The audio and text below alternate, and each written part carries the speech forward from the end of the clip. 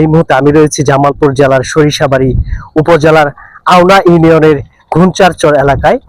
আপনারা দেখতে পাচ্ছেন আমার পাশে যে ব্রিজটি রয়েছে, এই ব্রিজটি 2023-24 অর্থ বছরে দুর্যোগ ব্যবস্থাপনা অধিদপ্তরের আওতাধীন এই ব্রিজটি নির্মাণ করা হয়। 1,14,00,000 টাকায় ব্যয়ে এই ব্রিজটি নির্মাণ করা হয়।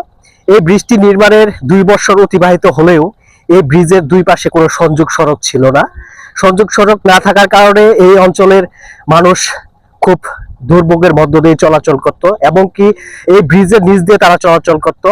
ইতিমধ্যে এই বিষয়টি জামালপুর 4 সরিষাবাড়ি আসনের সংসদ সদস্য ফরিদুল কবির তালুকদার শামীম সাহেবের দৃষ্টিগোচর হয়। পরবর্তীতে ব্রিজের দুই প্রান্তে দুই পাশে মানুষের চলাচলের জন্য সংযোগ সড়ক করে দিয়েছেন।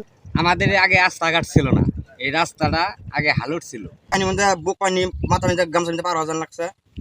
এখন আমাদের একটু সুবিধা হয়েছে, বীজ দিয়ে যাতায়াত করতে পারতেছি।